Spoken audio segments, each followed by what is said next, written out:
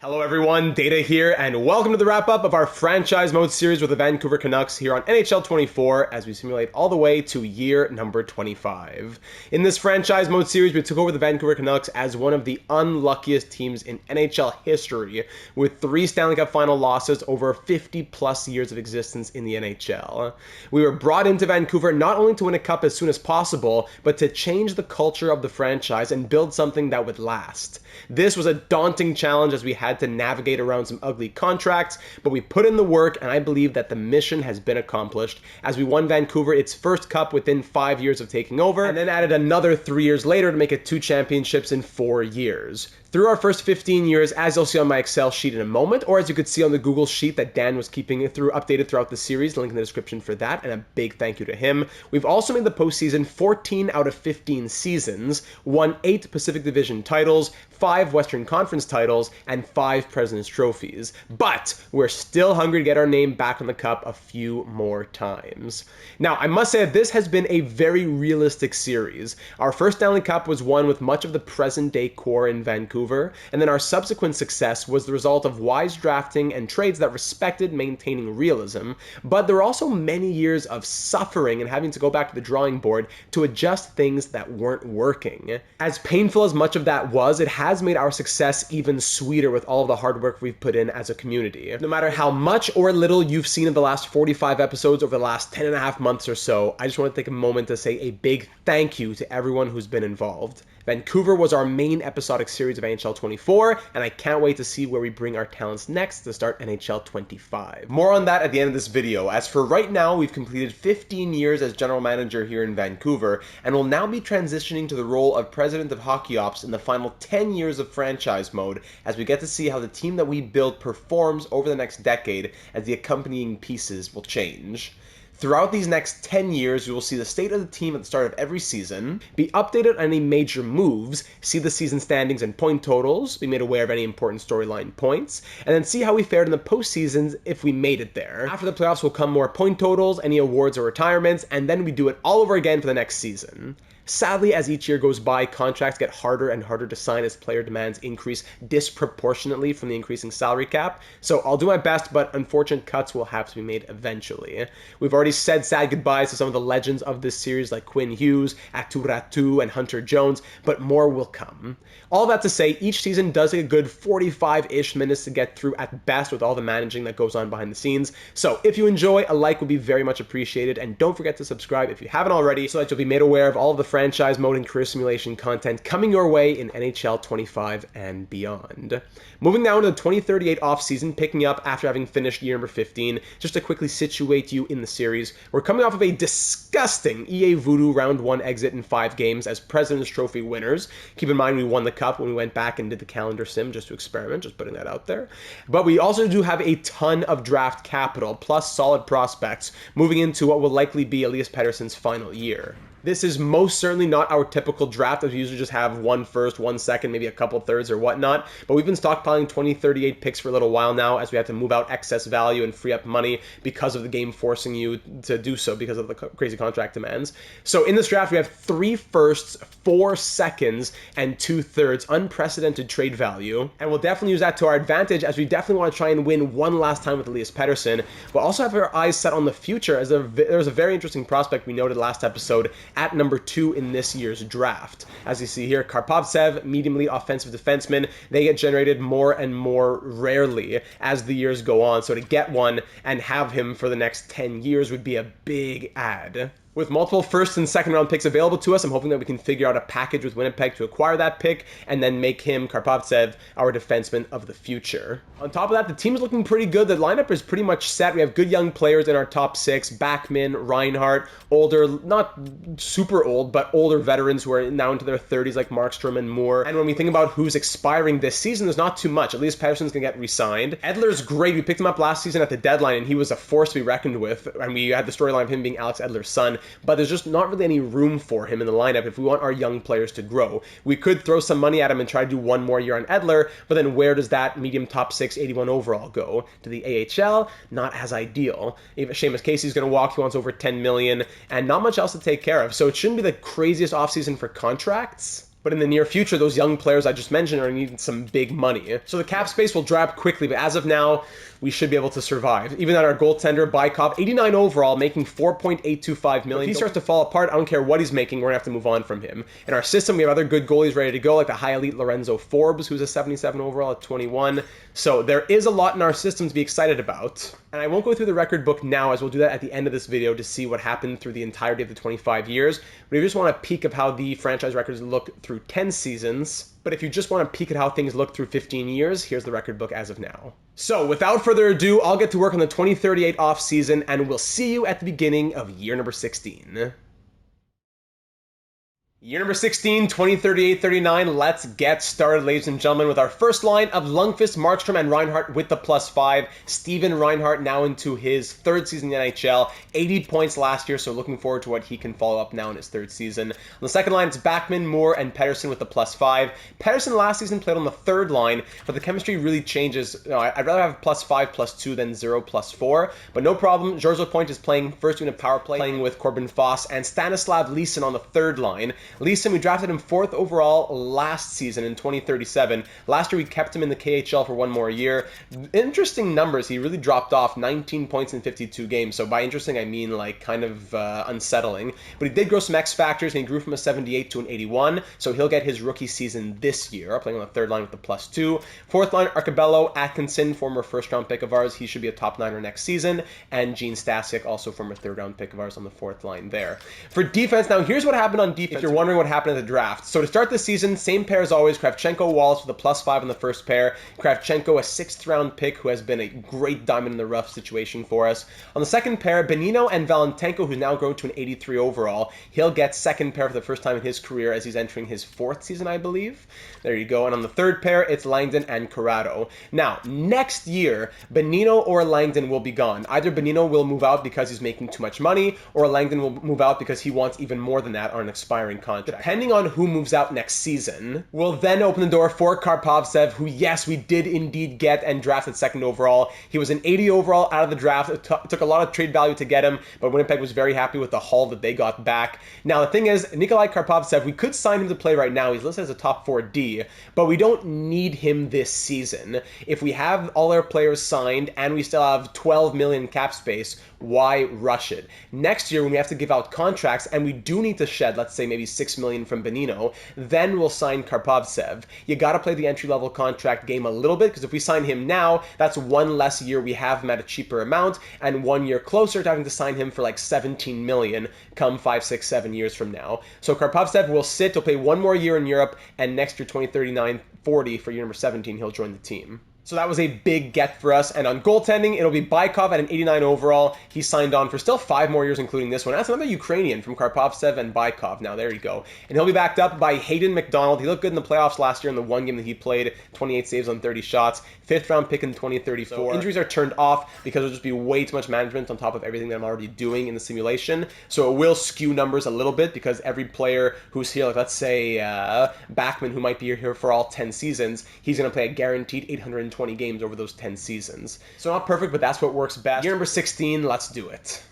In year number 16, the first year of full calendar simulation, of course, we have our best season in franchise history and win another President's Trophy, going 59, 18, and 5 to finish atop the NHL, 29.2% on the power play, and 85.5 on penalty kill. Leading the way in scoring was Fredrik Lundqvist, who scored a career-high 113 points, also his 3rd consecutive 100-plus point season, 55 goals from the Swedish sniper. Meanwhile, the Swedish chef right next to him scored 30 goals and 78 assists for 108 points. William Moore had 93, Reinhart 86 in his 3rd season, good improvement. Elias Pettersson at the age of 40, still point per game, 82 and 82, incredible. Backman 33 goals and 70 points, Wallace 66 with a +33, Lapointe 30 goals, 50 points. Leeson, 45 points in his rookie season. Just the ice time. It's going to come up. Yeah, next season should be a good boost for Leeson. Kravchenko, Atkinson very well in the 4th line. Can't wait to see him in the top 9. Foss, Stasic, Arcabello, Valentenko, Benino, everybody down there. And goaltending, Bykov goes 45, 17, and 3 with 6 shutouts, 912 save percentage, and 2.66 goals against average. While McDonald was pretty similar, 14, 1, and 2 though his record. Wow, 913 save percentage and 2.6 goals against average. Our last 3 President's Trophy seasons have not led to a Stanley Cup, so now that we've won it for a 4th consecutive year, it's the last year you would think with 40-year-old captain Elias Pettersson. Let's get it done in the 2039 postseason. And in the 2039 postseason, ladies and gentlemen, your Vancouver Canucks are Stanley Cup champions for a 3rd time in franchise history, winning our first cup in 8 years, and for the 3rd time through our now our 16 seasons with the Canucks, taking down the Maple Leafs not only in 7, but by reverse sweeping them. The team that beat us for the Stanley Cup 2 years ago, the last Stanley Cup final that we made, we now reverse sweep them. Frederick Lundqvist wins the Conn Smythe with 29 points on our run. The A on his sweater. Bill Daly looking young. What a journey it was. It included a 2nd round Game 7 victory against our rivals, the Ducks, and reverse sweeping the team that took us down 2 years ago. Doesn't get sweeter than that. Just our 5th Stanley Cup final through 16 years, and now we have a 3-2 record. And at the age of 40, for the first time as captain, and for the last time in his career to raise it, Elias Pettersson called over by Big Gary to raise Lord Stanley in Vancouver. The all-time greatest Canuck in franchise history raises the cup as the 40-year-old captain. What a story this has been. Could not have been happier. I told you, hold on, let me see. Let's go Markstrom next. The Silver Surfer, the Swedish Chef. There he is. Look at that afro. Look, and of course the Penguins pads. I don't know why. I told you in episode at the end of year 15. Watch in the calendar sim. We will win the cup. The slow sim is a totally different beast. Jekyll and Hyde simulation between slow sim and calendar sim. After Markstrom, did we go Lundqvist? You know what? Ruslan Kravchenko, the former 6th round pick. I'm not sure if he's won cups before. I have to go look at the numbers. I can't just say it off the top of my head. But Ruslan Kravchenko, I think that's his first Stanley Cup. As he was a 6th round pick, joined the team, quickly went to a first pair mainstay with Quinn Hughes, and now with Christian Wallace. He gets to raise Lord Stanley in Vancouver for Game 7 as well. What a storyline. And finally, you know what? We'll give it to Bykov. We already got to see Lundqvist with the Conn Smythe, so we'll give it to Bykov with those white pads, better than the Penguins pads. The Ukrainian goaltender joined the team, had to fight in a bit of a tandem, 3-headed monster for a little bit, but he pulled away, became our starter, and now he wins his first cup. I believe his first cup, period, but his first cup absolutely as a starter. Look at this Canucks team in 2039. 3-time Stanley Cup champions for just Pettersson, I believe. But two-time for a few of them. I'll have to go back and look at the numbers in a moment. But ladies and gentlemen, while we have it, take out that camera and snap a picture. It'll last a lifetime. So if I'm not mistaken, I believe that's Pettersson's name for a 3rd time on Lord Stanley. A few players like maybe Lundqvist for definitely Lundqvist for a 2nd time, but the majority for a 1st time. Your 2038-39 champions. So as I said, quite the journey to the Stanley Cup in the 2039 postseason, starting off with a 5-game victory against the Oilers in round 1. Then in round 2, we were down 3-2 against our old rivals, the Ducks. We won games 6 and 7 to win that series, going on to beat the Blues in 6. And then we reverse swept the Maple Leafs, who were up 3-0 in the Stanley Cup final against us. We fought back and won 4 in a row to capture the cup. We had 3 point-per-game plus players through those 25 games, including the Conn Smythe winner, of course, Frederick Lundqvist, 29 points from him, 26 from Markstrom, 25 from Moore. Elias Pettersson, at 40 years of age, still scores 19 and 25 to win his 3rd and possibly final Stanley Cup. Is this the end of his journey? We'll find out, because he's still very much capable out there. Reinhart, 19, Lapointe, 18. Weird plus-minuses, a lot of plus or negatives, 2, 3. Lapointe, a plus 10, all right. Leeson, in his first postseason, scores 17 points and is a Stanley Cup champion. Backman, Wallace with 16, Atkinson, Foss with 10, and down the list we go there. More really bad plus-minuses, actually, I gotta say. So I'm a bit surprised, but hey, goaltending-wise, Bykov goes 16, 8, and 1 with a 9.11 save percentage and 2.75 goals against average. No other major awards, so barring any changes in the offseason, which we're thinking might be a Pettersson retirement, we'll see you for year number 17, but if not, let's go a couple more weeks and see what happens. Year number 17, what an offseason that was. Let's start breaking it down. First line to start year number 17, the 2039-40 season will be Lundqvist, Markstrom, and Reinhart, no problem. Reinhart an 89 overall with that +5 as well, fantastic. Second line, Leeson now moves up to the top 6 to play with Moore and Backman. While on the third line, yes, Elias Pettersson is back, moving into his age 41 season. He did not retire. I suppose it makes sense with the overall, the potential, the points and all that. Part of me said he did what he wanted to do. He went out with a cup, let let him have one last season somewhere else. But another part of me says he's the best Canuck in franchise history. We got to let him go out with Vancouver. If he gets one more cup with us, that's great. If not, he's still as much of a legend, and we can see what kind of point totals he can keep padding. He plays the third line with Lapointe and Sedlak. Medium elite potential, second round pick in 2036. So he's making his NHL debut while Arcabello, Foss, and Atkinson are on the fourth line. On defense, Kravchenko Wallace continues. Now Wallace at an 89 overall. But on the second pair, welcome Nikolai Karpovtsev, the second overall pick in last year's draft in 2038. Here he is. He grew from an 80 to an 83 since being drafted. He spent one more year in Russia, scoring 34 points.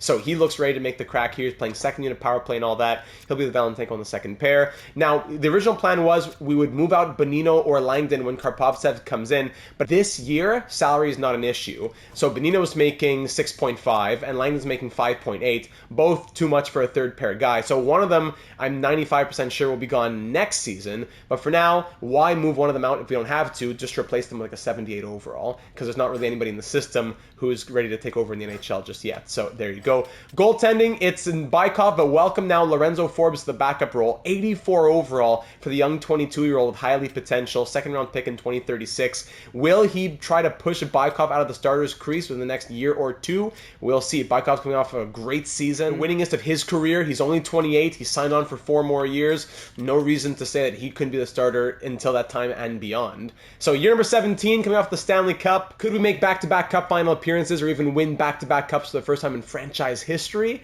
2039-40, here we go. Lots to note in year number 17 as we win a 5th consecutive division, conference, and President's Trophy, not only beating last season's new record of wins, but setting our first 60-plus win season in franchise history as we go 62, 17, and 3 to finish atop the NHL, scoring 4.5 goals per game, 33.5% on the power play, and 82.7% on the penalty kill. It was another 100-plus point season for Frederick Lundqvist to lead the team in points as he was 1 goal shy of 60, 59 goals and 106 points for him. 101 points, of course, from the Swedish chef right next to him, the Silver Surfer. He gets 77 assists and 101 points. William Moore with 100 points of his own, love that. Reinhardt, career high 93 points. Backman, 92, career high from him as well, I believe. That's a bit of a surprise. He had that 187-point season, but boom, 92 points from Magnus Backman. Wallace, 20 goals and 78 points, a plus 52. New career high for him as well. Could that be another Norris Trophy?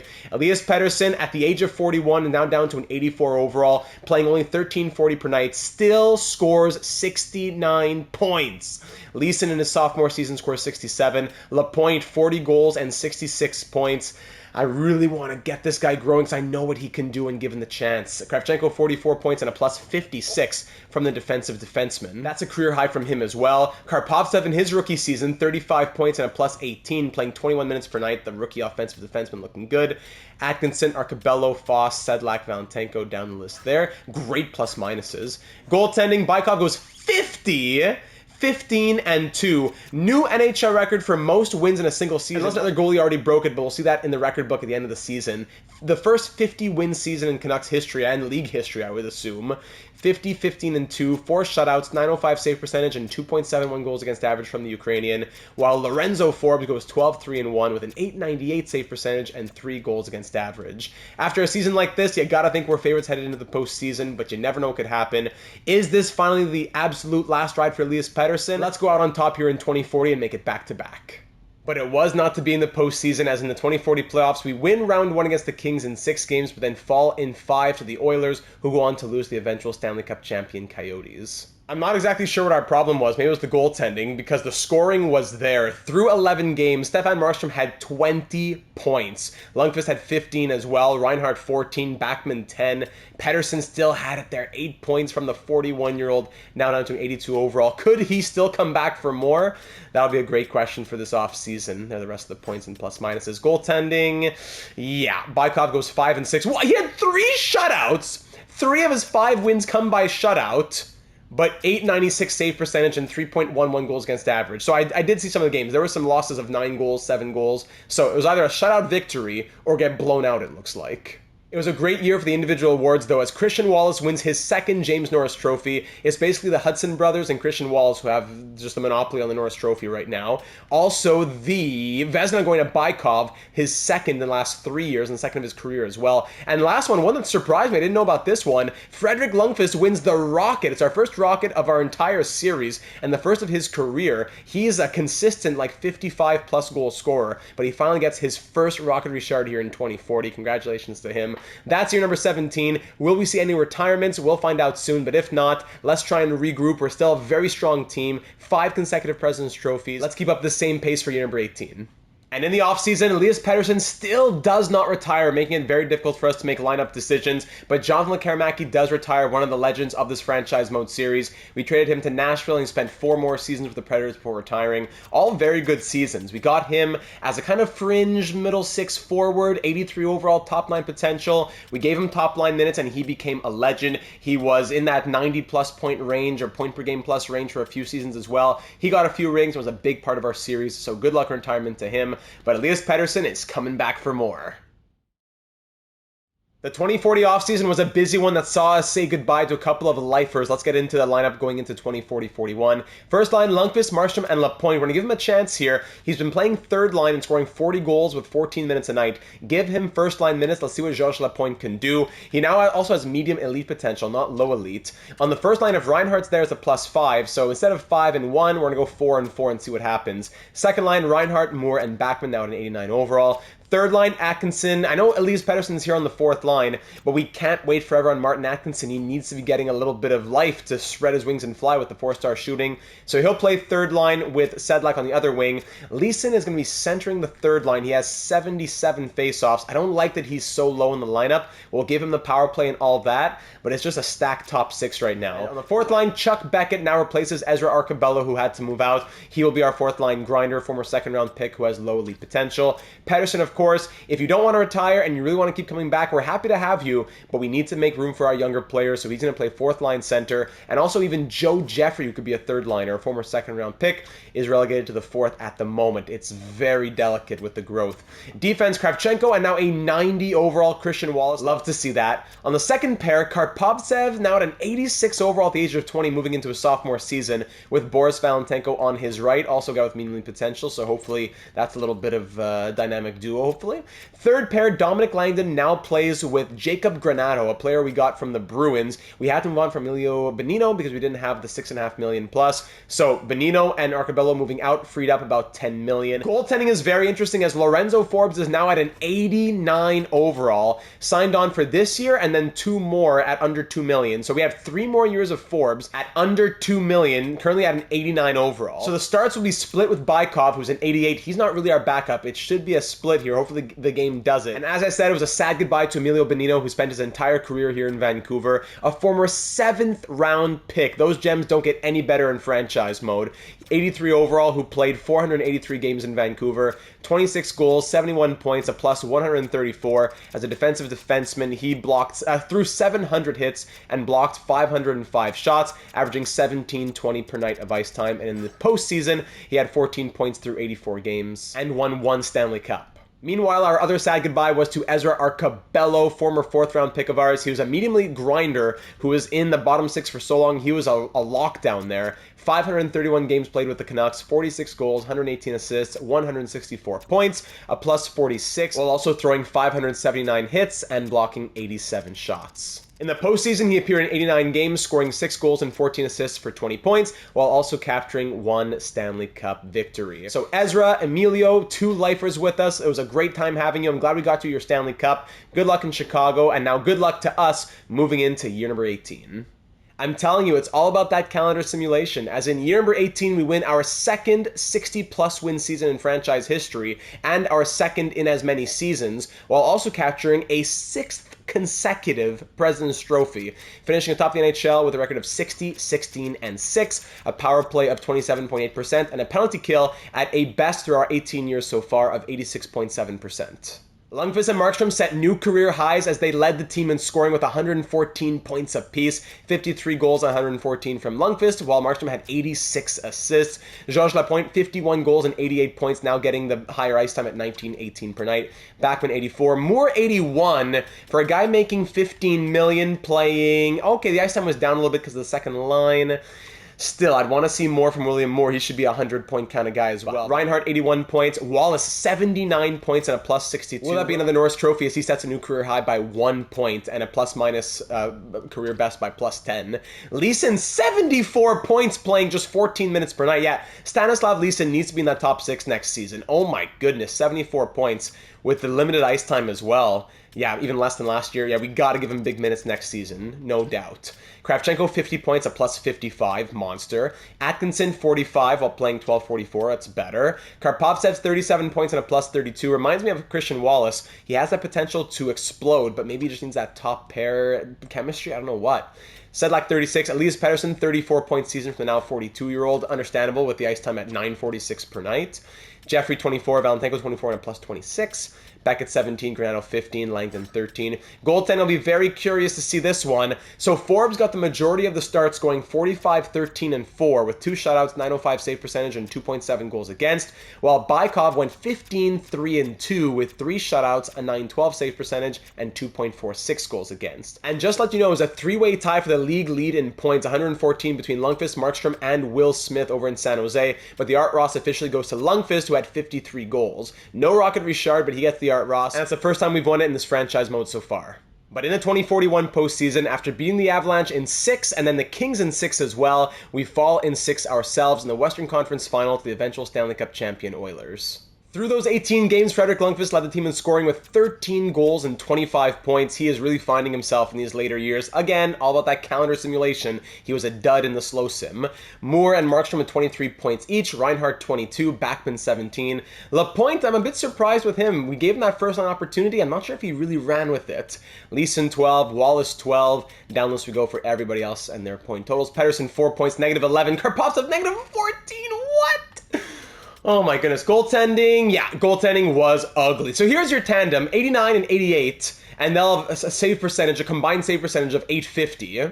But give me a tandem of a 72 and a 76, and they'll go all the way. So another great example here of simulation here in EA land. 10, 5, and 2 went Forbes with an 875 save percentage and 3.78 goals against average. That Bykov had 4 appearances, but only played 58 minutes. Tells me everything I need to know about how often Forbes was getting pulled, I suppose.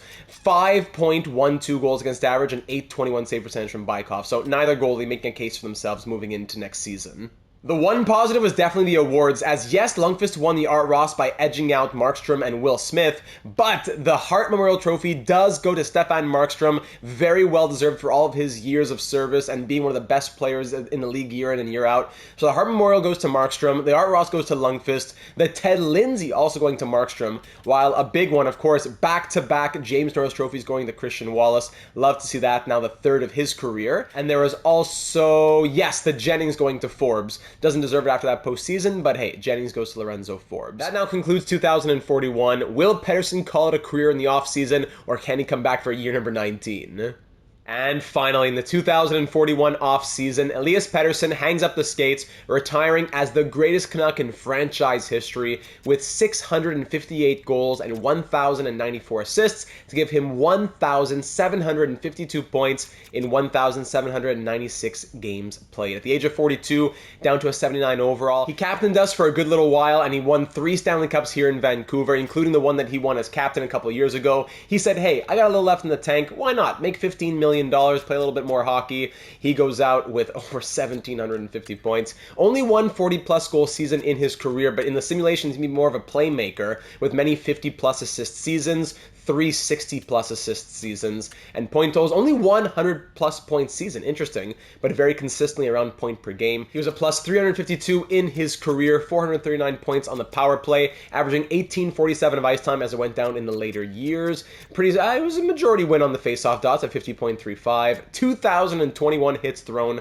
560 blocked shots, and 2,013 takeaways to 1,058 giveaways. That is a fantastic career ratio to have. Then in the postseason, of course, as I said, 3 Stanley Cups, 268 appearances, scoring 95 goals and 160 assists for 255 points, a plus 49, and all these numbers here if you're curious about that for the postseason. Elias Pettersson. At the age of 42, he goes out pretty much holding every franchise record. He played 23 seasons in Vancouver after being drafted 5th overall back in 2017. Our final remaining original player who was here when we took over back in year number 1. Elias, it's been a great journey with you, my friend. We won you 3 Stanley Cups. Thank you for being a pillar for so much of it, but we'll try to make you proud in the years that we have left starting now in this next year, number 19. A couple more retirements just to keep note of. Marco Kasper, who we had for 4 seasons, I believe. He retires going out with Pittsburgh. And Aatu Räty, one of the Mount Rushmore legends of this franchise mode series, goes out. He played 5 more seasons, including an 86-point season with Winnipeg in 37-38.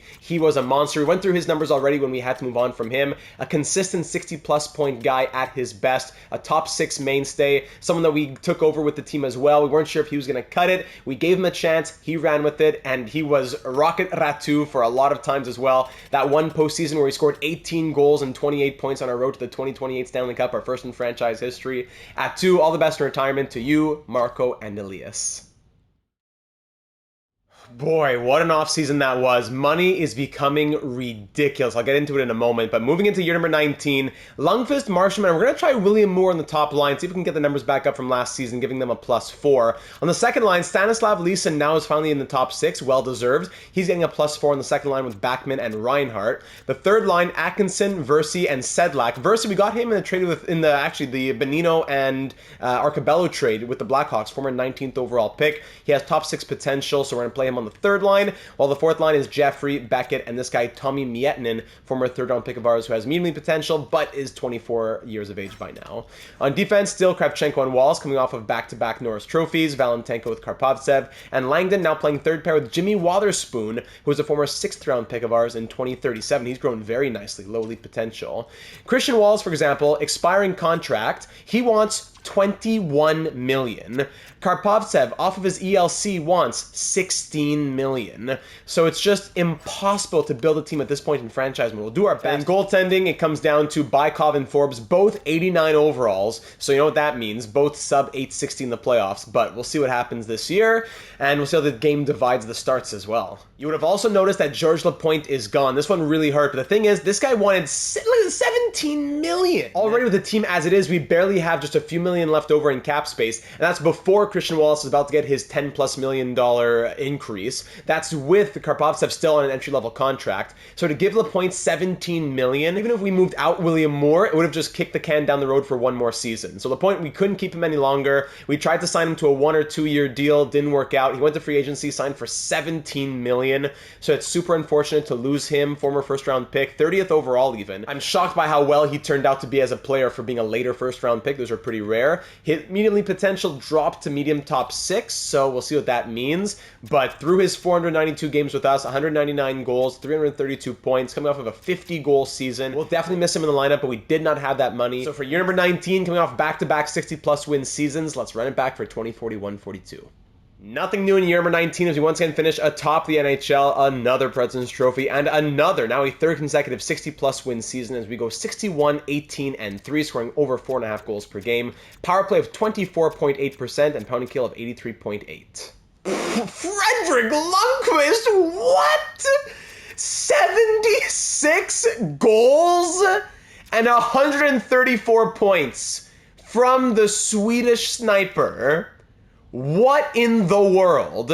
Back-to-back seasons of getting better and better. He had only scored 60-plus goals twice in his career, and he goes out and scores 76, bringing him now to 700 career goals at the age of 30. Again, this is totally simulation world and nothing in reality. But I only have ever seen a player in my own franchise mode score this many goals. Maybe Forsström from the Penguins series in NHL 23. And even that, again, always with the calendar sim. So Frederick Calendar Sim Lundqvist scores 76 goals on 134 points, a +75, 400 shots on net at 19%. I don't know what to say about this guy. One of the greatest seasons I've ever seen in my franchise mode simulations. And you would think the greatest season in Canucks history. Wow. Stefan Markstrom feeding him the puck, 36 goals and 81 assists for 117 points. Also a career high for the now 34-year-old Swedish chef. William Moore scores 102 in presumably his last season here in Vancouver. Christian Wallace scores 86 points for, again, presumably another Norris Trophy. Career high in points and a plus 60. I already know that he wants 24 million. Reinhart 83, Backman 77, playmaking season for him. Leeson 76 with the increased ice time. So just 2 more points than last season while playing like 5 more minutes or 4.5 more minutes or whatever. So, okay. Atkinson 34 goals, 53 points, now getting more ice time. Kravchenko 53 and a plus 65. He also needs a contract this season. So that's going to be a very difficult offseason now. Jeffrey 44, nice to see. Karpovtsev 41 points and a plus 36. Versi 35, Mietnin, Sedlak, Valentenko all the way down here. And for goaltending, Bykov goes 31, 12, and 2. It was a real split this season. 2 shutouts, 908 save percentage, 2.71 goals against. And Forbes goes 36 and 1 with 3 shutouts of his own, 908 save percentage, and 2.62 goals against average. So Forbes, yeah, he's signed on for 1 more year. But then what's going to happen after that? Bykov, yeah, so they'll both be in their last season of their contract next year. Who stays and for how much money? Man, these off seasons are getting tough. But before we get to the offseason, we have the postseason, possibly the strongest team we've ever put out on ice. Let's see what the 2042 dance has in store. But of course, why wouldn't we lose in round 2, right? As in the 2042 postseason, we barely squeak out of round 1 against the wildcard Kraken in 7 games, having to beat them 7-5 in game 7 of round 1, and then lose in 5 games to the Kings, who go on to lose in the Cup final to Tampa Bay. Through our last 3 and only 60-plus win seasons, when it came to the playoffs, we now have a collective record through 41 games of going 20 and 21. Just let that sink in. Fredrik Lundqvist was a machine. 13 goals and 16 points in 12 games. Markstrom, 13 assists and 14 points for him. Moore, Wallace, 13. Reinhart, 12. Atkinson, 10. Etc. Down the list we go. And goaltending, let's see how atrocious this was. Forbes goes 5-6-1 with an 892 save percentage and 3.56 goals against average. Lovely. But of course, we clean up for the awards. Back-to-back Art Ross trophies for Lundqvist. Now a Hart trophy as well for Lundqvist after Markstrom beat him out last season. A 3rd consecutive Norris trophy for Christian Wallace. What else do we have here? A Jennings for Bykov. Yeah, shared with Forbes. And then, of course, Ted Lindsay as well to Lundqvist, and the Maurice Richard hands down with his 76 goals to Lundqvist. So, what a great statistical single season for us here in year number 19. Moving into year number 20, there's a ton of contract trouble coming my way. The goaltending is making me pull my hair out, so maybe some sort of trade could happen where we use Forbes' trade value, and we keep Bykov. I don't know. I'll figure it out, and I'll see you in year number 20. Year number 20, let's get into it. Coming off of that unfathomable season, Fredrik Lundqvist continues on the first line, of course, with Stefan Markstrom and now Steven Reinhart back to the first line. Let's give him a shot there with a +5. Markstrom now at 35 years of age as well. On the second line, Leeson, Backman, and Atkinson. Martin Atkinson getting the chance now with those shooting stats. Last season putting up 34 goals. Let's see what he can do. Is Magnus Backman our future first-line center after Markstrom? We'll have to think about that organizationally moving forward. Third line, Reese Milroy joins the team. Former second-round pick in 2038, now made the jump. That's great, playing with Jeffrey and Sedlak. And fourth line, Versi, Beckett, and Mietnin. On defense, it's going to be Kravchenko and Wallace continuing. Viklin now comes up to play with Karpovtsev because we couldn't afford Valentenko at over $7 million. We couldn't afford Waterspoon at over $5.5 million. It's ridiculous. Wallace, Kravchenko, and Karpovtsev, if I didn't get them at 85%, not even fully 85%, but if I didn't get them down a little bit, they would account for over $50 million. But even alone, look at Christian Wallace. He's making $17.95 million, but rant over for now. So Sven Viklund, former first-round pick of the Bruins in 2039. We've had him in the system for a couple of years. He's going to be playing second pair with Karpovtsev. And the third pair will be Rudy Rabbit, a 6th-round pick. I love that name. I drafted him almost for the name. 5-star puck skills, so let's see. Maybe I'll give him some power play time. Rudy Rabbit on the third pair with Bear Jonas, second-round pick in 2036. Goaltending, Forbes is a 90 overall, so he will get the majority of the starts, while Bykov's an 88. I have Bykov extended after this season. Forbes is not extended yet. So Forbes will either force us to trade Bykov and then we'll extend him, or he won't be good enough and we'll keep Bykov, trade him out, and call up one of our AHL goalies. So either way, one of these two guys will be starting next season, but it's still anybody's crease, unless Forbes wants like over $12 million after doing well. And my apologies, it totally slipped my mind last season, but we did not have a captain after Elias Pettersson left. We ran with 3 alternates, with Markstrom, Lundqvist, and Kravchenko having the 3 A's. This season, we will name a captain, and I believe it will be Stefan Markstrom, who wears the C to the end of his time here in Vancouver, with Lundqvist and Kravchenko being his alternates. So Stefan Markstrom, congratulations, the Swedish chef, the newest captain for the Vancouver Canucks. Now let's get into year number 20. Also, a big thank you to William Moore and the 7 seasons that he spent here in Vancouver. He won 2 Stanley Cups, had 3 100-plus point seasons, and now he'll get still big money with the Hurricanes, but we just couldn't afford him. And a thank you to Boris Valentenko, who was our 11th overall pick in 2034. He was here for a little while, playing 571 games in Vancouver, but just no money left for him on the blue line. Okay, so a solid enough season in year number 20, no President's Trophy, and our least amount of wins in 12 years. But hey, we still finished 7th in the NHL with a record of 44, 29, and 9. Goal scoring down, goals against up, and 24.3% on the power play, and 83.7% on the penalty kill. No one scored 100-plus points. We definitely feel the absence of William Moore, but still a 50-goal, 92-point season from Fredrik Lundqvist to lead the way. Reinhart, 90 points. Wallace, 80 and a plus 34. Love that. Probably another Norris coming his way. Backman, 40 goals and 79 points. Markstrom, down year at 76. Very big down year. Still an 89 overall as well, so not sure where it went wrong. Leeson, 72. Atkinson, 28 goals, 67 points. Yeah, the points went up. But how does he score 34 goals playing 3 less minutes? I don't know. Karpovtsev, 56, career high, at an 88 overall now. He keeps getting better. Very good. I'm not sure how long it'll be until he's on that top pair, because Wallace is still that guy. I don't know. Kravchenko, 49 and a plus 45. Milroy, rookie season, 41, etc., etc. Rabbit, 17 points, negative 11. Hopefully he can get some growth over the offseason. Goaltending, yeah, no, neither really looked too good. Forbes, 32, 23, and 7. 3 shutouts, 904 save percentage, 3.03 goals against average. Ouch, yeah, the defense not, having a couple 70s in there definitely is felt. Bykov goes 12, 6, and 2 with an 879 save percentage and 3.54 goals against average. If Forbes can just have an average postseason, I think the crease is his moving forward. So we'll find out. 2043 postseason, let's do it. But in the 2043 postseason, it is a brutal Stanley Cup final loss as you took down the Flames in 6, swept through the Kings in 4, then took down the Avs in 6 as well, before falling in 7 to the Lightning in the Stanley Cup final. That stings, but through those 23 games, Magnus Backman actually led the team in scoring 23 points in 23 games. Atkinson as well with 21, Leeson with 20, Wallace 19, Lundqvist 15 goals and 18 points. Markstrom 18, Sedlak, Reinhart, Karpovtsev, even with all the 16. Yeah, the point totals were there, not bad. Goaltending would be my big question. And Forbes went 15, 7, and 1 with 3 shutouts, 918 save percentage, 2.5 goals against average.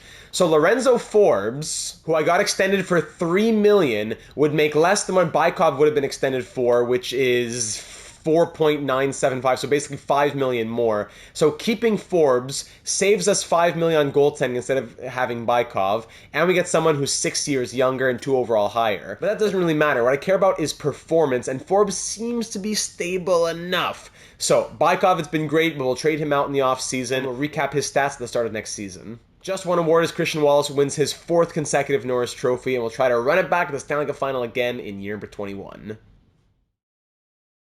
Year number 21, let's get started. First line, Lundqvist, now Backman and Reinhart with the +5 going into 2043-44. Yes, Markstrom could stay there and make it a +3, +1 in the top 6, but now he's down to an 86 overall. Not that he can't do it, but I want to see if Backman can do it. He's on an expiring contract, and if he's going to be our first line center of the future, we got to see how he does in a first line role. So the second line will be Atkinson, Markstrom, and Leeson, while the third line is Sedlak, Houtanen, and Milroy up to an 85 overall. Houtanen here, we got him from Detroit, former 17th overall pick, hoping that he can be the future second line center, maybe even first line center if things don't work out with Backman, as we got him from Detroit in the Bykov trade, which I'll go over in just a moment. So he'll be starting third line this season, but top 6 before you know it. Well, the fourth line is Chase Huey, second round pick in 2039 grinder with Beckett and Versi.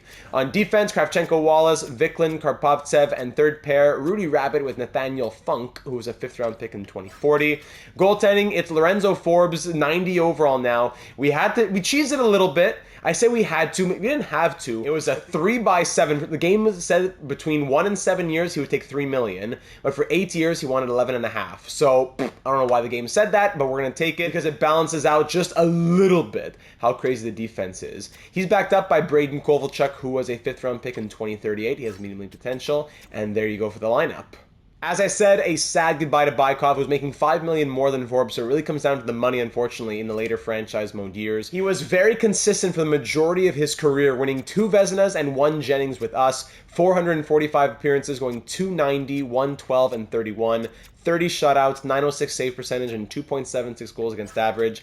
In the playoffs, slightly better save percentage. He went 43, 30, and 4 through 82 appearances, 6 shutouts, 908 save percentage, and 2.98 goals against average. 2 Vezinas, a Jennings, and a Stanley Cup is just gravy on top of that for the Ukrainian goaltender. Thank you, Bykov. It was a pleasure having you. Good luck in Detroit, and now we got to cross our fingers for Forbes in year number 21.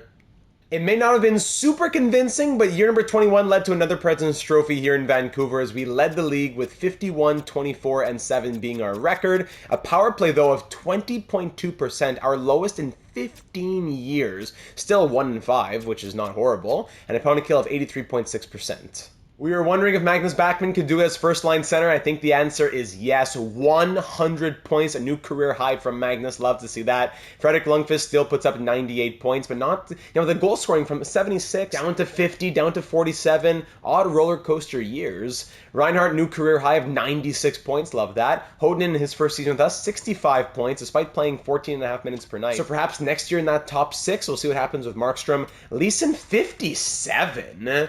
What? This guy's a consistent 70-plus point player, gets the same ice time, and this year 57 points. I suppose as a playmaker, I should have had more shooters on that line or something. Next year he'll bounce back. Milroy 55, Karpovtsev 54, Wallace 53 from Wallace. What? That's also a surprise. That's like a 25-point drop. Markstrom 46 points, a negative 10. What happened this year? Atkinson 42, Sedlak 40. Yeah, very odd. Goaltending, Lorenzo Forbes, first year as the full starter, goes 38, 20, and 5 with 1 shutout, 904 save percentage, and 2.87 goals against, while Kovalchuk as a backup goes 13, 6, and 2 with 2 shutouts, 911 save percentage, and 2.71 goals against average. Very odd season scoring, I gotta say. For the postseason, I think I will actually make a change to bring Houghton up to the second line and maybe move someone from the second down to the third. I'll make a little middle six swap. But aside from that, let's hit the 2044 postseason. But in the 2044 postseason, for the second consecutive year, we lose in Game 7 of the Stanley Cup Final. The Rangers' curse hits us again. 1994, 2026, and 2044. The Rangers beat us in the Stanley Cup Finals. We took down the Coyotes in 6, Kings in 5, Blues in 7, but up 3-2, we choke it and lose to the Rangers. In those 25 games, Backman and Leeson led the team with 24 points. Lundqvist had 14 goals in 23. 14 goals from him, Backman, and 13 from Atkinson, so the goal scoring was there. 23 points from Karpovtsev, look at that.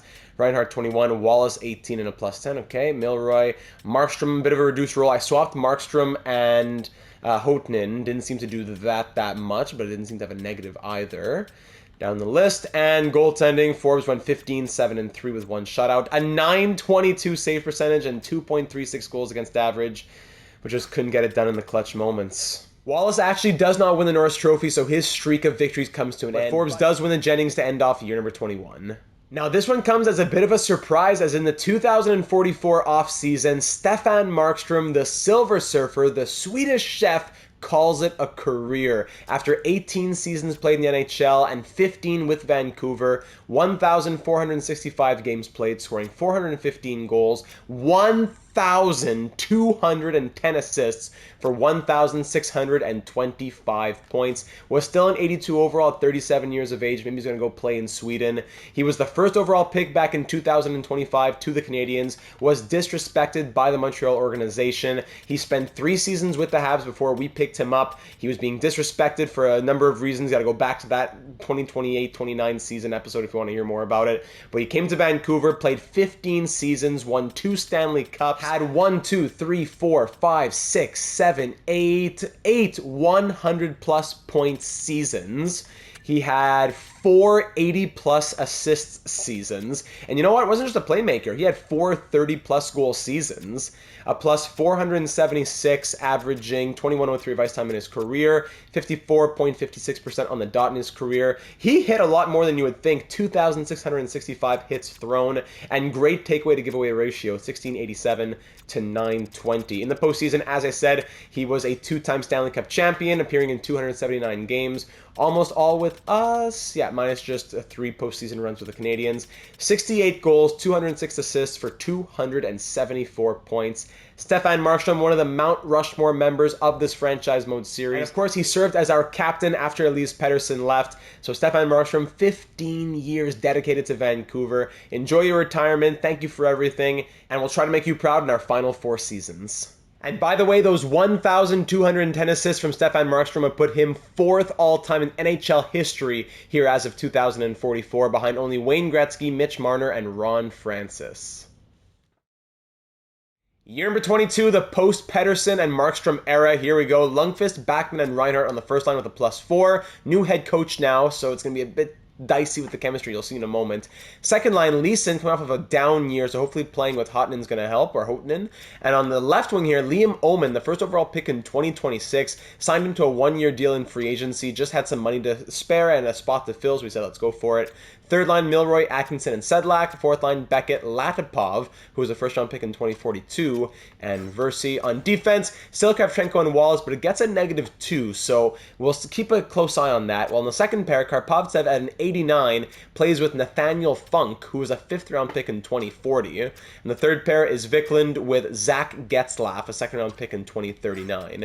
Goaltending, 90 overall Forbes, backed up by 85 overall Kovalchuk. And with Stefan Markstrom now retired, I believe we're going to give an alternate captaincy to Christian Wallace, while also giving the next captaincy to our current longest-serving player, Frederick Lundqvist. So Frederick Lundqvist, the next captain here in Canucks history, with 2 alternates being Wallace and Kravchenko on that blue line. 2044-45, it's showtime. Year number 22 ends with 122 points, finishing atop the NHL with another President's Trophy. 59-19-4 was the record, with a power play of 27.2% and a penalty kill of a best so far in this franchise mode of 87.7.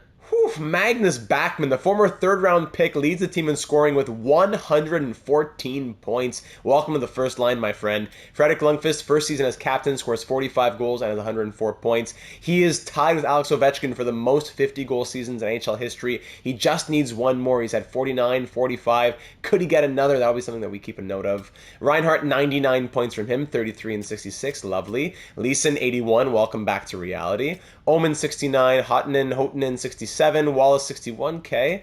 Milroy, Atkinson. Karpovtsev had a bit of a down year at 44. He was showing himself to be a 55 kind of guy. 44, okay.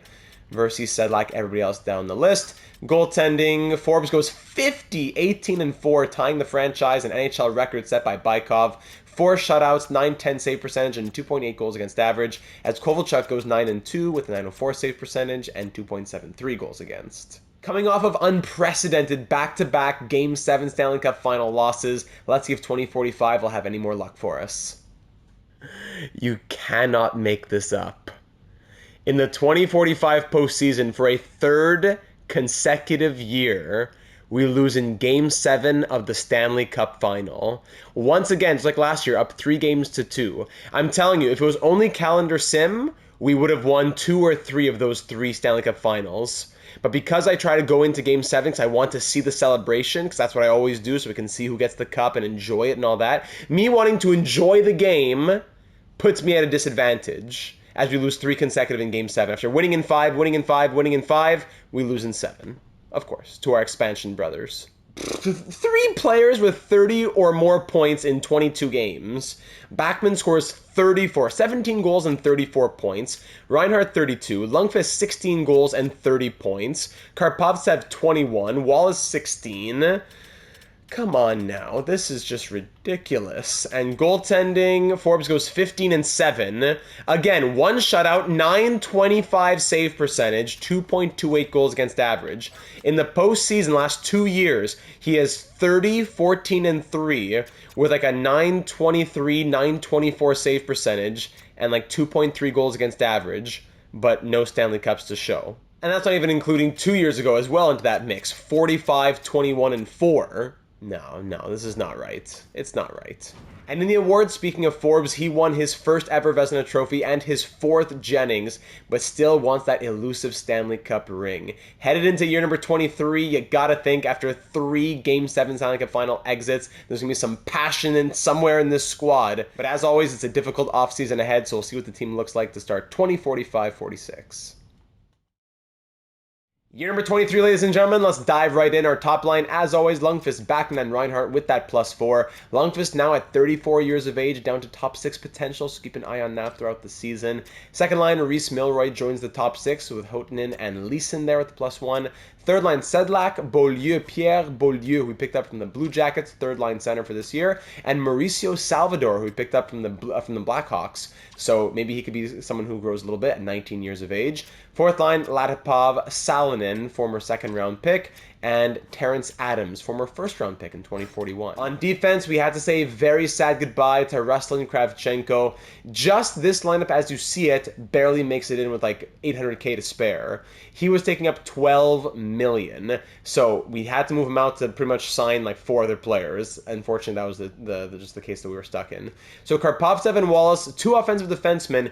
Historically, this doesn't work super well, but there are 2 best guys. We're going to put them on a pair together and see how it works out. Worst case, Funk or Getzlaf move up next season, and Wallace might move down as he gets a little bit older. Still, he's 33, he's not quite 36, 37 just yet. Second pair, Getzlaf and Funk. Third pair, Alexandre Huet, former third-round pick, and Sven Viklund. Goaltending, as always, continues to be Forbes and Kovalchuk. Not much to say after 3 consecutive Game 7 Stanley Cup final losses, so with 3 seasons left, including this one, let's make them count.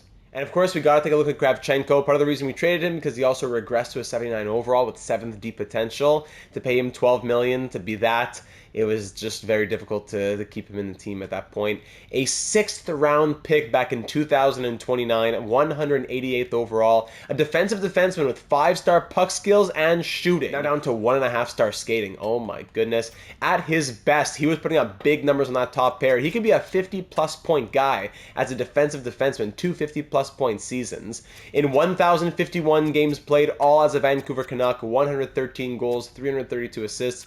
445 points, a plus 506 as well, averaging big minutes, about 22.5 minutes per night. With 1,476 hits, 1,180 blocked shots. This guy was a force to be reckoned with at 6'4". In the playoffs, 209 appearances, 64 points, plus 59. And sadly, just 1 Stanley Cup ring through his 13 seasons with us here in Vancouver. A Mount Rushmore player for this series. I've said it a few times, but I think each time I've said it, it's been in the right context. A 6th round pick, a true gem and diamond in the rough. Ruslan, we'll miss you. Thank you for everything, and good luck in Minnesota. Good luck to us as well, as we're going into the season having endured 3 consecutive Game 7 Stanley Cup final losses. So with 3 seasons left, including this one, let's make them count.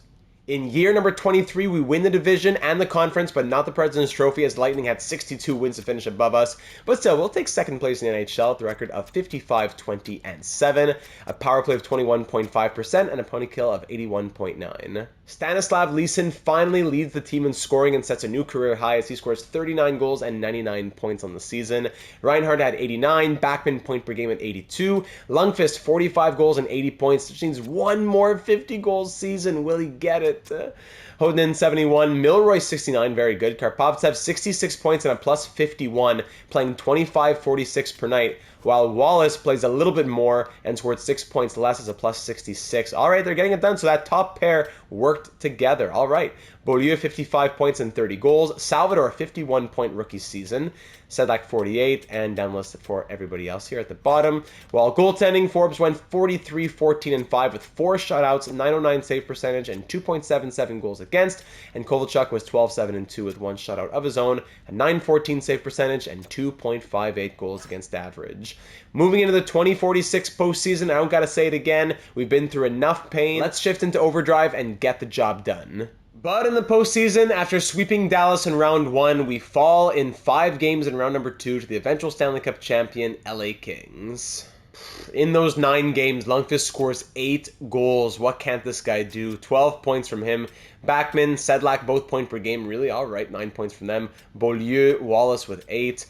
Here are the rest of the point totals for this short 9-game postseason. While Forbes goes 5-3-1, .915 save percentage, and 2.98 goals against average. And in the awards, Christian Wallace is back to his old winning ways after winning 4 consecutive Norris trophies. Cole Hudson beat him in back-to-back years, but now he's back winning another one here in 2046. And another rare award, Mauricio Salvador wins the Calder Trophy, winning just the 3rd Calder Trophy of our franchise mode, as the other 2 went to Lundqvist and Reinhart. That does it for year number 23, and now we'll move into our penultimate season for 2046-47. And in the 2046 retirements, you can see a few former Canucks on this page right here, but of course the big one, Ruslan Kravchenko, only played 1 season in Minnesota before calling it a career, 28 points at +21. I knew he would probably retire after 1 more year, but again, we just couldn't afford that $12 million. So 13 years in Vancouver, 1 year in Minnesota. Congratulations on a fantastic career, Ruslan Kravchenko. An inspirational story from a 6th round pick to a Data 782 Hall of Fame nominee. Year number 24, our penultimate season here in Vancouver, 2046-47. Let's do it. Frederick Lundqvist on the top line here, our captain at 35 years of age, down to an 83 overall top 9 potential. So this may be his last season on the first line, but fingers crossed that he can play at least 1 more after this one to close out the 25 years. He's on the top line with Backman and Leeson. Leeson, who was a high 80 overall player for many years, finally after that career season up to a 91 overall, that'll be the first line with a +2. Second line, Reinhart, Houtanen, and Milroy with the +3. The reigning Calder Trophy winner, Mauricio Salvador, on the 3rd line, 83 overall with the +1, as he's playing with Beaulieu and Sedlak. And the 4th line, these guys, Adams, Latipov, and Par Markstrom. On defense, Karpovtsev with Wallace, of course, but no chemistry, sadly, as our head coach retired, so now it's going to be a bit of a different chemistry mix. Second pair, it's Nathaniel Funk with Alexandre Huet. Hopefully he can be something with his 4-star puck skills. And on the third pair, it's Vikland with Zach Getzlaf. Goaltending, Lorenzo Forbes at 90 overall, backed up by Braden Kovalchuk at an 86. Knowing that this is our second to last season here in Vancouver, this group has to show us something in year number 24, because if not, year number 25 might see many changes as we try to get that one last Stanley Cup. But for right now, 2046-47, let's hit the road. In year number 24, we win another President's Trophy, but this one was our tightest yet as we finished tied in record with the Lightning going 56-21-5, but the tiebreaker went to us. The special teams, though, were atrocious as we had our 2nd worst power play through 24 years at 17.9% and our worst ever penalty kill at 76.9%. Steven Reinhart set new career highs as he led the team in points with 40 goals and 65 assists for 105 points on the year. Frederick Lundqvist, he still got it at the age of 35, still 83 overall as well heading into the playoffs. 39 goals and 98 points from the captain. Houtanen tied for the team lead in goals with 40 and 97-point season from him, career high. Backman 91, Leeson 89, Milroy 77, Salvador 56, good. Karpovtsev and Wallace both get about 50-ish points each at 55 and 53 respectively, and down the list we go for everybody else. Goaltending, Forbes goes 45, 20, and 4 with 5 shutouts, a 903 save percentage, and 2.92 goals against average, while Kovalchuk goes 11, 2, and 1 with 1 shutout, a 916 save percentage, and 2.44 goals against. Will the special teams be our downfall in the postseason, or will this President's Trophy team be able to pull it out? Let's see what the 2047 postseason has in store. I legitimately have no idea what to say anymore. What are the odds of losing in Game 7 of the Stanley Cup Final for a 4th time in the last 5 years? And 4th time in a row of making it to the Cup Final, as we sweep round 1, take round 2 and 7, take round 3 and 6, and then fall in 7 to the Pittsburgh Penguins. Of course, always that Game 7 slow sim is what kills us. I'm telling you, of those last 4, if we did them all by calendar, we would have won at least 2 or 3. There's no way we'd be 0-4 in Game 7s of Stanley Cup Finals. It is a storyline for the ages in all of our franchise modes. I do not get it. At least it's not when we're killing ourselves with 4 episodes per season, but still.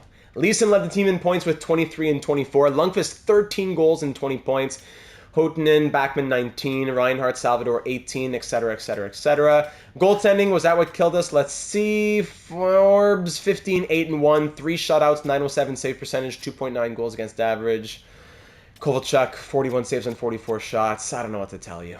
I wish I had more to say, I really do. But now here we go, moving into year number 25, the final season here in Vancouver. Should we make some core changes to this team? I don't know. We keep winning President's Trophies, we keep going to the Stanley Cup Final, and we keep just getting horrible Game 7 luck. Does that really necessitate foundational changes? We'll see what the 2047 offseason has in store and get ready to run it back one last time.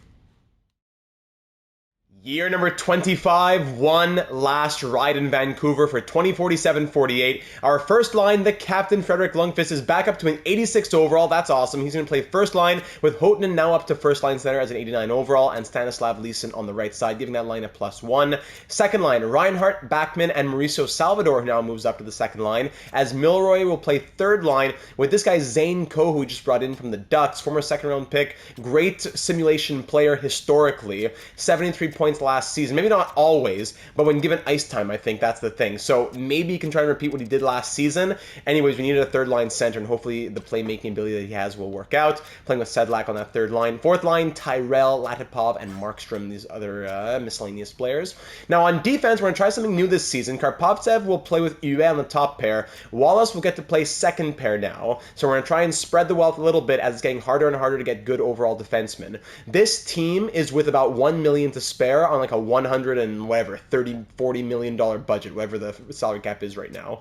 So Karpovtsev playing top pair with Alexandre Huet, third round pick of ours, remember from last season. Second pair, Spencer Burkholz, a player from the Penguins, playing second pair with Wallace. And third pair, Adam Spencer, fourth round pick, playing with Uldrich Krejci, a second round pick. All right. Goaltending is still Forbes starting, and now he's backed up by Abraham Richards, who was a second round pick in 2043.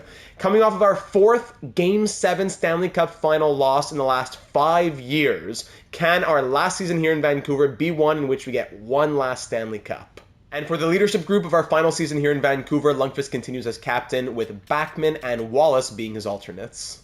Our 25th and final regular season in Vancouver comes to an end with another Pacific Division title, but no conference or President's Trophy as the Predators finished just above us with one more win. We go 59-20-3 to finish second in NHL, a power play of 21% and penalty kill at 84.5.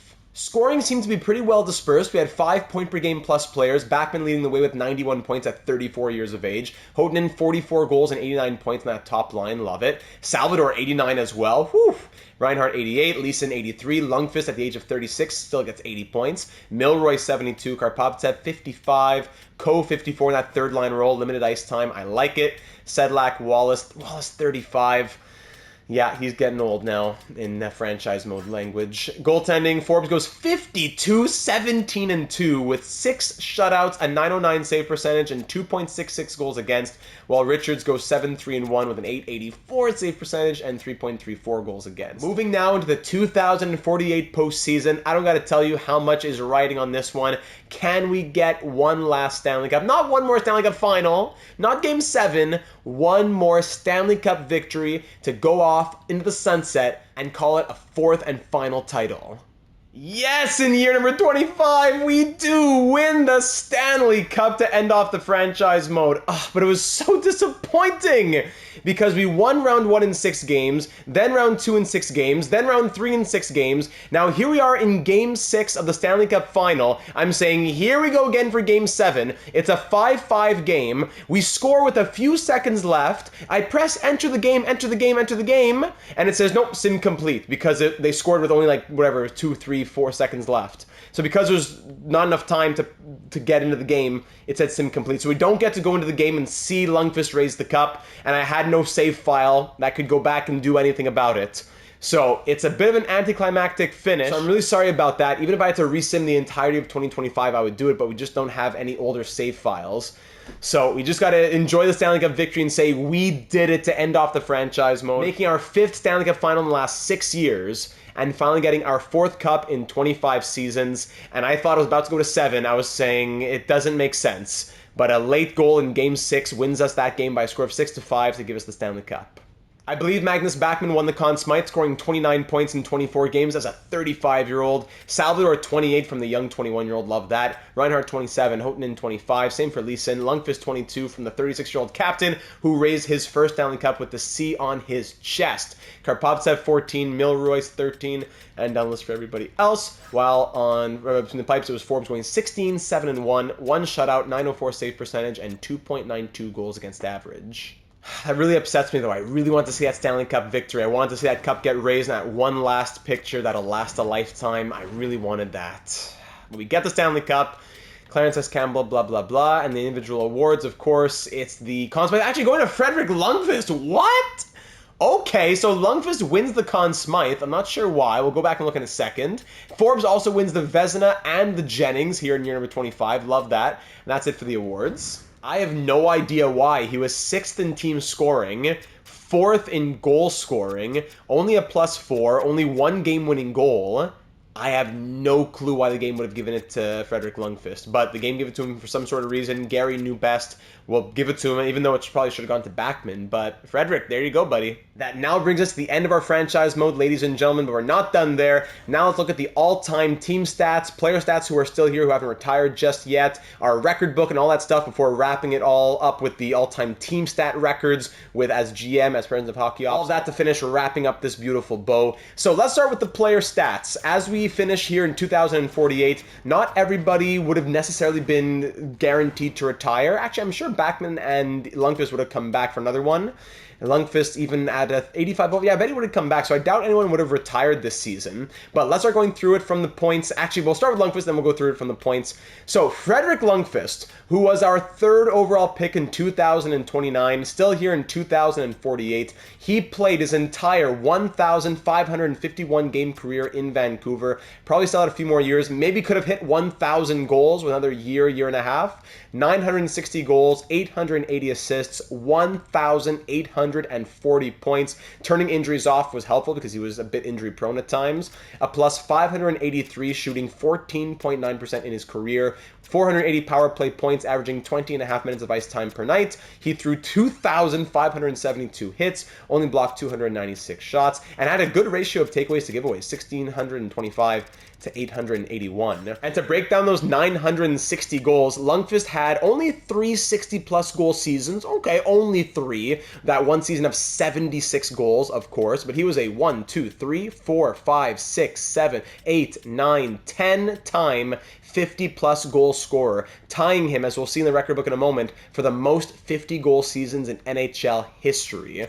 Point seasons 1, 2, 3, 4, 5, 6, 7, 8 100-plus point seasons to go along with those big goal-scoring years. In the playoffs, Lundqvist appeared in 304 games, scoring 176 goals and 140 assists for 316 points, a +78, shooting at 13.9%. Winning 3 Stanley Cups through his 19 seasons with the Canucks. A Mount Rushmore, again, player of this franchise mode series. And I'm really glad we did pick him up back in that 2029 draft. He ended up becoming one of the best players in franchise history, probably second to Elias Pettersson, maybe first in some people's minds. Fredrik, thank you for everything. You retire, or actually the series ends with you as our captain at the helm for one last Stanley Cup as well. That was sweet to get. I just hate we couldn't go in and see it. To end off NHL 24, EA got us one last time. Now, on to Magnus Backman. He was a 3rd-round pick in 2032, a real diamond in the rough. He was like a fringe guy at some points, middle 6 center, but he became a top 6 and even first-line centerman for us, appearing in 1,066 games and scoring 424 goals with 662 assists for 1,086 points. A +315 as well, shooting at 15.1%. Never a big ice time guy for the majority of his career, 1740 on average. Yeah, it was a bit of a, as he was starting to get older, but at his best, he was playing 20, 21 minutes. Yeah, absolutely. Not big on the hits or blocks either, but takeaways, yeah, the giveaways, 1,122 to 585. Great centerman.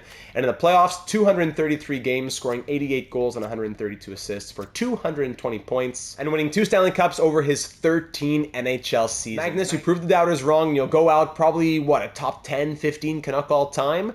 Not too shabby for a former 3rd-round pick. Congrats, Magnus. On next to Tony Hotanen, never quite got it. Former 17th overall pick in 2037 to the Red Wings. We picked him up. Was it the Bykov trade I had said? 2 years in Detroit, but then 1, 2, 3, 4, 5 seasons with the Canucks. Big seasons with us as well. Point per game plus kind of years. A couple back-to-back 40-plus goal seasons. He would have been the future of our first-line center spot for sure. Speaking of the future, Mauricio Salvador, who was the 11th overall pick of the Blackhawks. We got him in some trades we dumped value as well. There were so many offseason trades year in and year out having to dump value, but he came back in a trade from the Blackhawks. He grew to an 87 overall, won the Calder, had only played 3 seasons, but coming off of an 89-point year. There was definitely much more to come from Riso, and you love to see that we're not just leaving the team. There's actually players who would be playing for the next 5, 10 plus years as we leave our role of presidents of hockey ops. Now, Steven Reinhart was a great, speaking of gem in the diamond in the rough before with Magnus Backman, Steven Reinhart, a second-round pick in 2034, medium elite as like a 51 or a 54 overall out of the draft.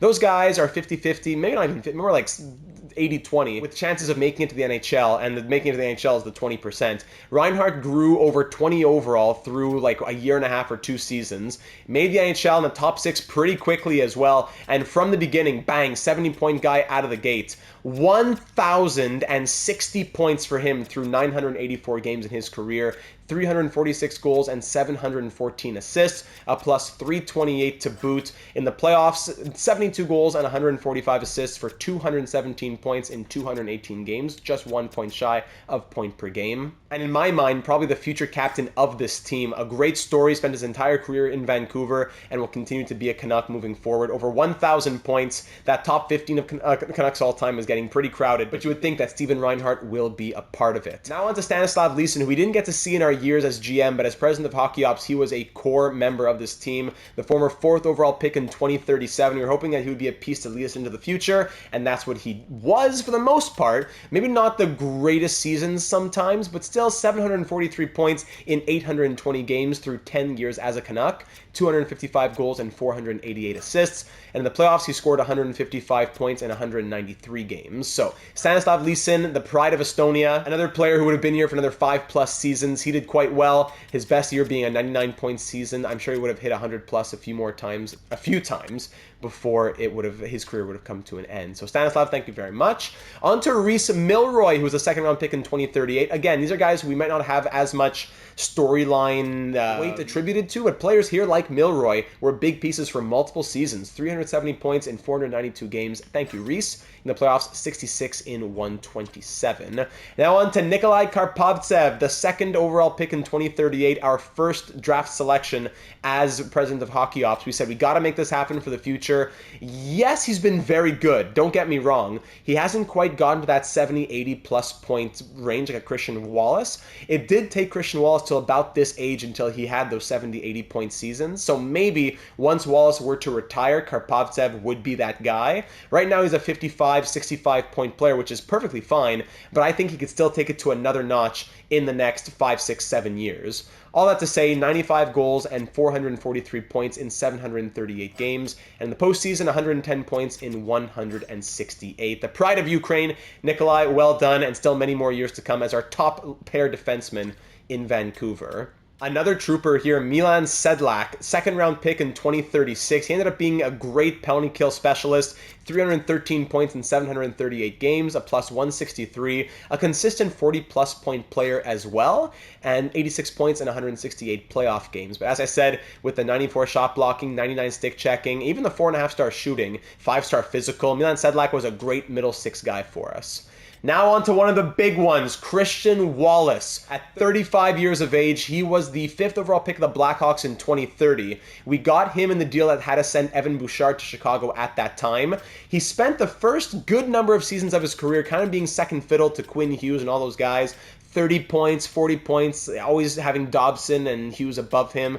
As soon as it became his show to run, bang, 70, 62, 66, 78, 79, 86. Some fantastic seasons from Christian Wallace with a few Norris trophies that we'll recap at the end as well. 165 goals and 773 assists for 938 points through all 1,394 games as a Canuck. A plus 584, averaging over 23.5 minutes per ice time in his career, 988 hits, 1,623 blocked shots, and when it came to the postseason, he was solid there too, 175 points in 279 games as a plus 108. Christian Wallace, I'm so glad you didn't just end up being some sort of second pair dud. We took a risk on him to be the first pair guy, and he ran with it for that first 70-point season. The rest was history. So thank you for all of your years spent in Vancouver here, Christian. If Lundqvist were to retire and Wallace were to still be here, he would be the next captain before it went to a guy like Reinhart.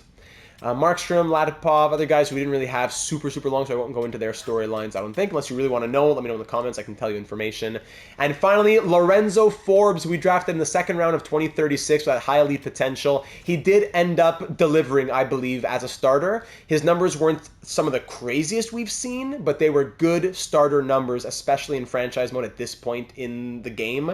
347, 134, and 33 through 521 appearances, 28 shutouts, a 906 save percentage, and 2.81 goals against average, to go along with a postseason record of 96, 50, and 10, 9 shutouts, 909 save percentage, and 2.81 goals against average, with the Vezinas and the Jennings and all that, which we'll recap at the end of the episode as well. Lorenzo, you know, it was a bit touch and go at times, but you delivered in the end. The 52 wins to close it out was the cherry on top. Thank you for everything. And you know what? Let's give a shout out to Ryan Suter at the age of 63, who's a part of our coaching staff for like literally 20 years. He wasn't always our head coach, but from like at least 2028 to 20, so 20 years. He was our head coach for what, like 7 seasons out of 20, but associate, assistant, he was always around there. He had some big seasons as well. My goodness, Ryan Suter at the age of 63, not always our coach, but a part of our coaching staff for 2 decades. 1 Stanley Cup and 3 President's Trophies as the head coach. Take a bow, buddy. It was a bit of a meme to sign you, but ended up working out. That now brings us to the record book. So we'll start off by looking at just our franchise records here in Vancouver, starting with the all-time franchise record.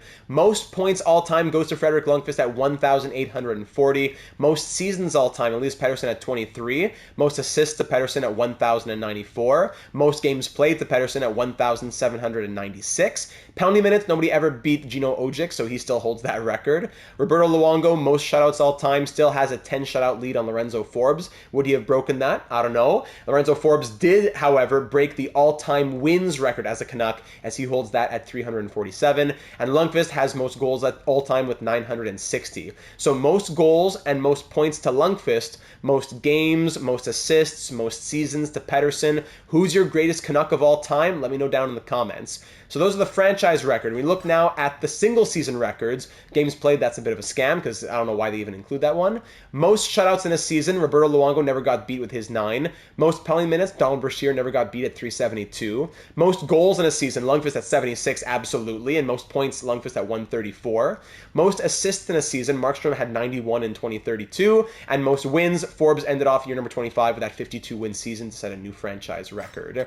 Rookie records, Quinn Hughes holds that for assists. Yep. Eddie Lack with 4 shutouts in 2012. And then Lundqvist with goals and points at 43 and 72 respectively. And most wins for a rookie, Lorenzo Forbes, 45 in 2040. Single game records, most saves, Dunk Wilson in 1970. Patrick Sundstrom, most points and assists back in 1983. But most goals in a game, maybe other players did it, but Owen Tippett did it first. One of our franchise legends here. It's been a little while since we thought about him, but Owen Tippett scored 5 goals in 1 game in 2029. Now looking at the NHL records all time, Elias Pettersson ends 4th all time for games played at 1,796. Again, with injuries turned off, it's very easy to run that number up, but still. Most goals all time, Lundqvist ending 1 shy of Ovechkin for 4th all time in NHL history. Oh, so close, but still a great number to have for him. Close to 1,000 goals. Austin Matthews did it. Most points all time, Frederick Lundqvist also in there at 2,055. So 4th all time in goals, 3rd all time in points, probably adding to the argument of having him as the greatest Canuck ever. Most assists all time, nobody got in there. Most wins, most shutouts, no. 50 goal seasons, yeah, Lundqvist tied with Ovechkin and Cole Eiserman for 10 50-goal seasons. And most 100-point seasons, none of our players got in there. Single season records, anything in here? Yeah, just our goalies, as Forbes has the all-time record at 52, and Bykov is right behind him with 2nd at 50. So the only 2 goalies to ever get 50-plus wins in a season, both coming out of Vancouver. For rookie records... yes, Lorenzo Forbes, the most wins by a rookie goaltender in NHL history, passing Terry Sawchuk almost 100 years later. 91 years later, he breaks that record. Wow, that is really something. And that's it for the records. So both the Vancouver Canucks franchise and the NHL records here as of 2048 in the fictional universe that we've created, they're the records as they stand. So that now brings us to our final awards and team stats over the entirety of the 25 seasons in Vancouver. We'll start it off with the player awards. Looking at the Calder Trophy, we won 3 of those, starting with Frederick Lundqvist, of course, in 2030. You're going to see his name a lot. Steven Reinhart in 2037, and then Mauricio Salvador in 2046. For the goaltenders, we won 4 Vezinas and 6 Jennings. So for the Vezinas, split between 2 goalies. Bykov won it twice in 2038 and 2040, continuing the trend of good starting goalies whose name starts with J, if you know, you know, from the Starfleet series, while Lorenzo Forbes won 2 in 2048 and Lorenzo Forbes won twice in 2045 and 2048. For the Jennings, our first was won by Ukko-Pekka Luukkonen and Casey DeSmith. There's a throwback back in 2027. We didn't get one again until Forbes and Bykov shared in 2042. Well, actually, I should say Forbes won on his own in 2041, shared in 2042, then won on his own again in 44, 45, and 48. So of the 6 Jennings trophies, Forbes won 4 on his own and shared 1, so he had 5 out of the 6, with some shared and some not. On to the bigger awards now. The Art Ross, we won that twice. Frederick Lundqvist, back-to-back seasons, 2041, 2042. The Rocket, twice from Frederick Lundqvist, 2040 and 2042. So the early 2040s were dominated by the Swedish sniper. The Ted Lindsay, Stefan Markstrom edged out Lundqvist for that one in 2041, getting his hands on some hardware. Then Lundqvist came back the next year in 2042. And the exact same story for the Hart Trophy. Markstrom in 41, Lundqvist in 42. So that first line, the Swedes in Vancouver taking over the league in the early 2040s. And then finally, the biggest one that we had a grip on, I guess you could say, would be the Norris Trophy in this series. 9 Norris Trophies won between our 2 big top pair guys. Quinn Hughes won it 3 times in 2026, 27, and 32, before Christian Wallace won it 6 times in 2037, then 4 years consecutively from 2040 to 43, and then 1 more time in 2046. So 6 Norris trophies for Wallace and 3 for Hughes, as we won 9 as a franchise. And of course, 4 Conn Smythe trophies for our 4 Stanley Cups. Mark Stone winning the Conn Smythe for our first ever Stanley Cup back in 2028, Elias Pettersson a few years later in 2031, and then Frederick Lundqvist in 2039 and 2048. The one in 2048 was a huge question mark. I would have given it to Magnus Backman, but the game gave it to him. That now brings us to our team stats, starting off with the general manager numbers. Through our first 15 seasons, we had a regular season record of 718, 405, and 107, giving us a win percentage of 58.37. And when you break that down further, that would give us an average record of 48, 27, and 7 per season. Through 15 years, we won 8 Pacific Division titles, 5 Western Conference titles, and 5 President's Trophies. In the postseason, we were 14 for 15 on making the playoffs and had a record of 115 and 82. We made 4 Stanley Cup finals in those 15 years and won 2 Stanley Cups. While now moving to President of Hockey Ops the last 10 seasons, years 16 to 25, when doing only calendar simulation, look at the difference. Our regular season record was 566, 202, and 52, a win percentage of 69.02%. A difference of winning 10.65% more games per year when doing only calendar simulation. Average record of 57, 20, and 5. 9 division titles out of those 10 years. 8 out of 10 for conference titles. 7 out of 10 for President's Trophies.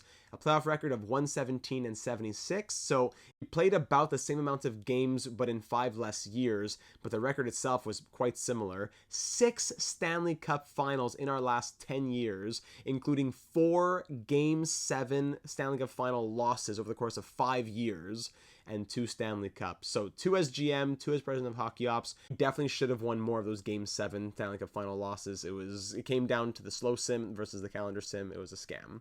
So when you wrap that all up, ladies and gentlemen, from 2023 to 2048, our record was 1,284, 607, and 159. Giving us a global win percentage of 62.63%. I think that's pretty respectable. And an average record of 52, 24, and 6. Our average power play was 24.78%, and our pound and kill was 82.69. For the division titles, 17 out of 25 seasons saw us win the Pacific Division. We did consecutively 8 times as well. Conference titles, 13 of those we won 7 consecutively, and 12 President's Trophies, again 7 consecutively. 24 out of 25 for making the postseason. a total playoff record of 232 and 158. Through 25 years, we made 10 Stanley Cup finals. I think that's the one stat that really tells you how good this team was to be able to go so deep so often. But just 4 Stanley Cup titles. I say just because we could have won more, but I'm content with having come to Vancouver, seeing this team win 0 cups through the first 50 years, and now we win 4 in the next 25. And as I always say, if you prefer to look at things a bit of a different way, here's the Excel sheet that I kept throughout the series. Years as GM in blue, years as president of hockey ops in orange. All those numbers I told you before with the playoffs, division titles, etc. Our best power play at 38.5, our best penalty kill at 87.7. And you can see our records here between the rounds. In round 1, we were 19-5 in the 24 round ones that we made. When we made it to round 2, we were 15-4. When we made it to the Western Conference final, we were 10-5. And the Stanley Cup final, we were 4-6. Our playoff win percentage also just below 60 at 59.49, and all the awards won right here as well. So thus concludes about 11 months later. It's crazy to think. Our NHL 24 franchise mode series with the Vancouver Canucks. And now it's time to get excited and get ready for our next one on NHL 25 with the new changes coming our way in franchise mode. No trade clauses and all that. I can't wait to get into it ASAP. Leave a comment down here to let me know which team you want to see next in NHL 25. The ones with the most suggestions will then be put into a poll, and the winner of the poll will be our first series on NHL 25, which is coming out, if you're watching at time of release, tomorrow for early access on Friday, September 27th. So subscribe to not miss out on any of the franchise mode content, the career simulations that we do, but as well my walkthroughs, my guides, my 100% coverage of all franchise mode, how to maximize your scouting, everything that you want to know about franchise mode. This is the place for you here in the channel. We're over 8,000 subscribers. In the Discord server, we're over 700 members, always talking franchise mode, sports, fantasy sports. The channel is so much more than just the videos that I put out. It's a community that's been built now for years. I'm so proud of it, and I'm glad to see it getting bigger and bigger every year. And I hope that you'll be a part of it, because that'll just make it that much stronger. Remember to leave a like, and also on top of the comment of which team you want to see next down below, also let me know who are your MVPs of the series, who were your Data 782 Hall of Fame nominees, what were your favorite moments, who would you say the greatest Canuck of all time is. A lot of questions to think about as we put a bow on this wonderful series that took us close to 50 episodes. I could probably find a way to keep talking for about 10 more minutes, so I'll stop it there. Thank you again for taking the time to watch. I'm looking forward to seeing you in NHL 25. And again, if you're watching at time of upload, don't miss out my live deep dive exploration of franchise mode at noon Eastern on the channel Friday, September 27th when NHL 25 drops. Sending much, much love out to the Dataverse. I'm looking forward to seeing you once again in the next one.